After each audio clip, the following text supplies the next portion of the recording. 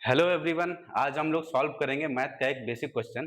ठीक है, तो क्वेश्चन हमारे पास है 2 की पावर n 2 की पावर m इक्वल टू 56। ठीक है, अगर हम लोग यहाँ पे देखेंगे मेरे पास एक वेरिएबल है n, एक वेरिएबल है m। एक वेरिएबल बट इक्वेशन मेरे पास केवल एक है।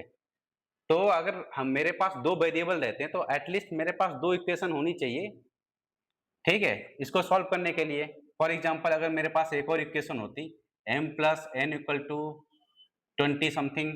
ठीक है, तो हम इन दोनों का यूज करके सॉल्व कर सकते थे, बट मेरे पास क्या है, एक ही इक्वेशन है। ठीक है, तो देखते हैं हम कैसे इससे सॉल्यूशन निकालते हैं। ओके, तो 2 की पावर n माइनस 2 की पावर m इक्वल टू 56, ये मेरा क्वेश्चन है। तो हम लोग क्या करने वाले हैं, 2 की पावर m कॉमन लेंगे। ठीक, 2 की पावर m इधर कॉमन आएगा तो अंदर क्या बचेगा, 2 की पावर n।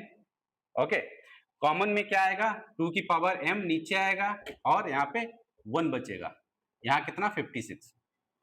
नेक्स्ट स्टेप क्या होगा, 2 की पावर m। अब यहाँ पे हमको पता है फॉर एग्जांपल a की पावर n है, b की पावर m है, तो सॉरी a की पावर n है, a की पावर m है, इसको क्या लिख सकते हैं, a की पावर n माइनस m। ठीक, ये हम लोगों का बेसिक रूल होता है। अगर मेरे पास बेस सेम है तो पावर अगर डिवाइड में है, ठीक है, तो सब्ट्रैक्ट होंगी, अगर मल्टीप्लाई में है तो ऐड होंगी। फॉर एग्जांपल अगर a की पावर n है इंटू a की पावर m है, तो मेरे पास क्या आएगा, a की पावर n प्लस m। ठीक है, तो यहाँ पे क्या आ जाएगा मेरे पास, 2 की power n minus m, okay, minus 1 equal to 56। ठीक है, अब यहाँ पे मेरे पास चूंकि एक ही इक्वेशन है तो हम लोग क्या करेंगे, हम लोग यहाँ पे प्रेडिक्शन करेंगे। ठीक है, प्रेडिक्शन से देखेंगे आंसर कैसे आएगा।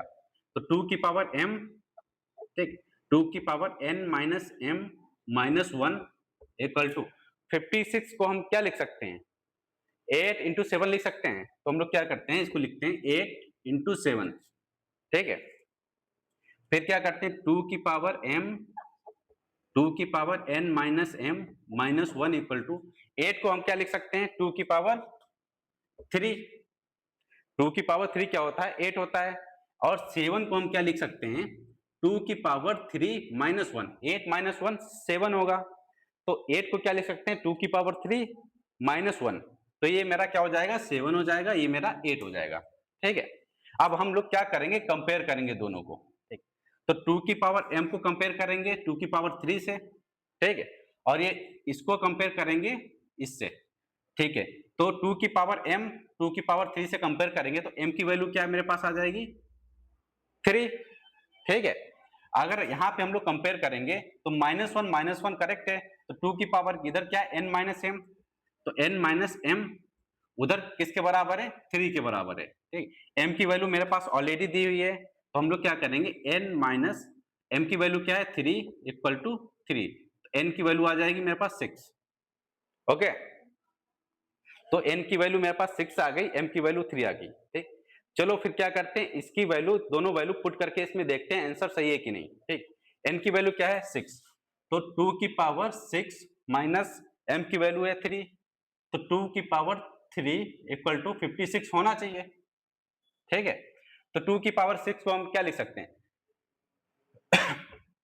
2 की पावर 6 को हम लिख सकते हैं 64।